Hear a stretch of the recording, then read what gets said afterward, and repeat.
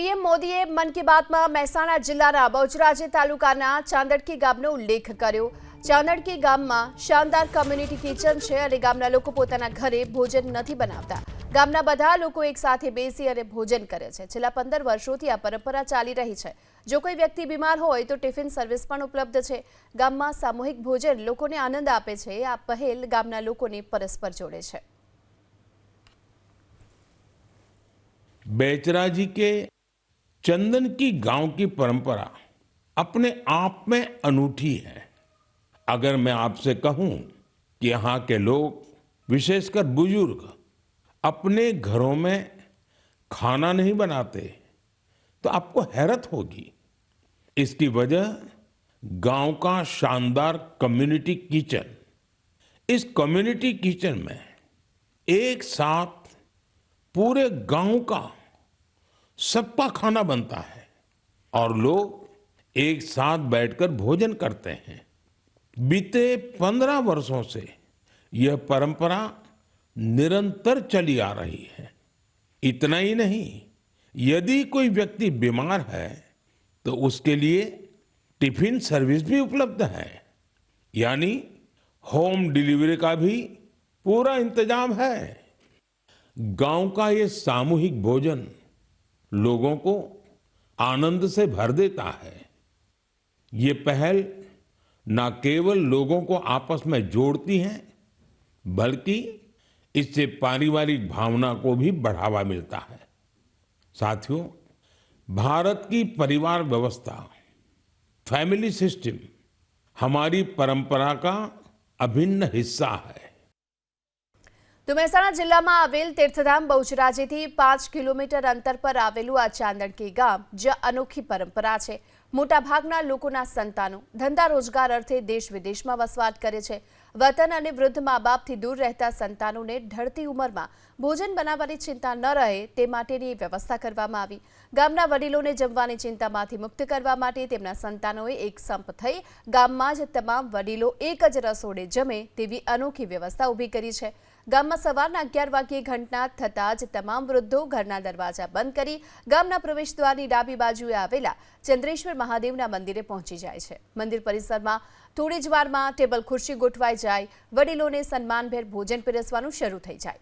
આ સમયે મંદિર પરિસરમાં અનોખું વાતાવરણ જોવા મળે છે, જેમાં ગામના વડીલો ભોજન જમતા હોય અને એકબીજા સાથે સુખ દુઃખની વાતો કરતા જાય। આ ભોજન પીરસવાની સેવામાં કેટલાક વડીલો પણ જોડાય છે। ગામમાં એક જ રસોડે આ તમામ વડીલોને જમતા જોઈને જાણે એવું લાગે કે તેઓ એક જ પરિવારના સભ્યો હોય। અનેક વિશેષતાઓ જોવા મળી રહી છે અને તેના કારણે જ આ ચાંદડકી ગામને નિર્મળ અને તીર્થગામ સહિતના એવોર્ડ પણ મળી ચૂક્યા છે। મહેસાણા જિલ્લાના બહુચરાજી તાલુકાનું ચાંદડકી ગામ, જે ગામમાં વર્ષોથી એક જ પંગતે ગામ આખું જમે છે। દરરોજ એક જ રસોડે તમામ લોકોનું ભોજન બને છે, ત્યારબાદ તમામ એક જ પંગતે જમે છે। હું આપને દ્રશ્યો બતાવવા જઈ છું કે આપ જોઈ શકો છો આ કઈ રીતે હાલ તમામ એક જ પંગતે જમવા બેઠા છે। દ્રશ્યો જોઈ શકો છો કે ગામના જે પણ પરિવાર રહે છે તમામ એક જ પંગતે જમે છે।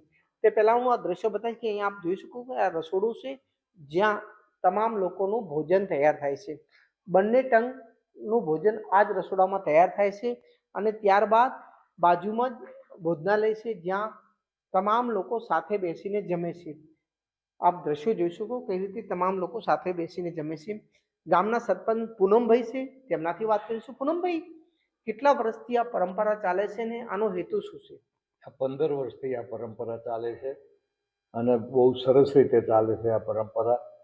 એ શરૂઆત રતિકાકા એમને કરેલી કે જેથી કરી મોટી ઉંમરવાળા હોય એમને ઘેર ઘેર રસોઈ બનાવવાની કે ગ્રોસરી લાવવાની, શાકભાજી લાવવાના એ પ્રોબ્લેમ બધા સોલ્વ થઈ જાય ને બધા અહીંયા એક જ રસોડે જમતા હોય તો આર્થિકથી માંડી અને શારીરિક રીતે બધી જ રીતે ફાયદો થાય કે દરેકને મોટી ઉંમરવાળાને ઘેર ઘેર મહેનત કરવાની રહે નહીં, સામાન લાવવાનો રહે નહીં, બધાને અહીંયા જમી રહેવાનું રહે।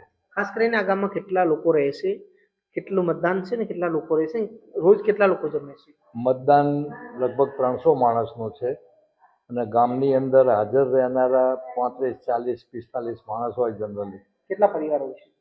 પરિવારો બધા સિંગલ છે, બધા મોટી ઉંમરના બધા છોકરાઓ બધા મોટાભાગે એબ્રોડ છે અને બીજા અમદાવાદમાં રહે છે છોકરાઓ.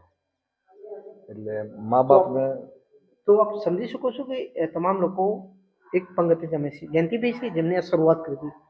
જયંતિભાઈ, ખાસ કરીને આપે આ ગામમાં શરૂઆત કરેલી, કેટલા લોકો રોજ જમે છે અને આનો હેતુ શું છે? આનો હેતુ તો ખાસ એ હતો અમારો કે ભવિષ્યમાં ઘરડા ઘરમાં જવું ન પડે એટલા માટે આ આયોજન કરવામાં આવેલું છે. અને લગભગ અત્યારે હાલમાં 15 થી 20 માણસો જમે છે. અને અમદાવાદથી અથવા તો બહાર ગામથી કોઈ મારા મહેમાનો આવ્યા હોય એમના માટે આ સગવડ કરેલી છે ખાસ. ખાસ કરીને તમામ પરિવારો એક સાથે જમે છે બંને ટાઈમ, તો કેટલા લોકોનું ભોજન બને છે લગભગ 20 થી 25 માણસોનું રોજ? રોજે રોજ. સાહેબ, દેશના વડાપ્રધાને પણ આજ આપના ગામની નામ લઈને કીધું છે કે એક પંગતે જમે છે. કેટલું ગર્વ થાય છે? જે આ ગર્વ તો અમારે ઘણું સર, કારણ કે આજે નરેન્દ્રભાઈ જેવા અમારા ગામની ચર્ચા કરે એ અમને બહુ ખુશ છીએ એના માટે. શું કહેશો સાહેબ, જે રીતે દેશના વડાપ્રધાને આપણા ગામનું નામ લીધું છે ને જે ચર્ચા થઈ, શું કહેશો? બહુ મોટા પ્રાઉડની વાત છે આ, કે જો દેશના વડાપ્રધાન મન કી બાતની અંદર આ રજૂઆત કરી હોય તો આખા દેશ માટે એક આ ઉદાહરણ રૂપ બની રહેશે કે દેશની અંદર આપણા ગામ પછીથી ઘણા લોકોએ ચાલુ કર્યું છે આ પ્રમાણે સમૂહ રસોઈનું. એટલે બીજા બધાને પ્રેરણા મળી રહે અને આપણા ગામ માટે બહુ મોટા ગર્વની વાત. તો આપ સમજી શકો છો કે અહીંયા અમદાવાદથી આજે આવેલા છે યુવાનો, તે પણ અહીંયા સાથે જમી રહ્યા છે. સાહેબ, આજે આપ આવ્યા છો અમદાવાદથી, અહીંયા સમૂહ ભોજન લો, શું કહેશો? હું તો અહીંયા અવારનવાર આવતો રહું છું. અને જ્યારે બી અમદાવાદથી આવું ત્યારે ફોન કરી દઉં એટલે અમારું જમવાનું બની જાય. ને આવું શુદ્ધ સ્વાદિષ્ટ જમવાનો મોકો ક્યારે મળે. અહીંયા આવીને બહુ મજા આવે છે, જમવાની બી મજા આવે છે. અને આજે મોટી વાત છે, આપણા ભારત દેશના વડાપ્રધાન નરેન્દ્રભાઈ મોદી સાહેબે જે મન કી બાતમાં વાત કરી છે આ રસોડાની, એ બહુ પ્રાઉડ ફીલ કરું છું. બહુ ગર્વની વાત છે આજે. તો આપ સમજી શકો છો કે જે તમામ લોકો અહીંયા જમી રહ્યા છે, દેશના વડાપ્રધાન નરેન્દ્ર મોદીએ પણ આજે મન કી બાતની અંદર જે ગામની વાત કરી હતી તે ગામના દ્રશ્યો આપ જોઈ શકો છો. તે ગામના લોકો આજે ખુશી, તે ગામના લોકોના ચહેરા ઉપર આજે ખુશી જોવા મળે છે, કારણ કે દેશના વડાપ્રધાન જે રસોડાને, જે ગામની વાત કરતા હોય અને ત્યાંના લોકો આજે ગર્વ અનુભવી રહ્યા છે. હારું નાગોરી, એબીપી અસ્મિતા, મહેસાણા.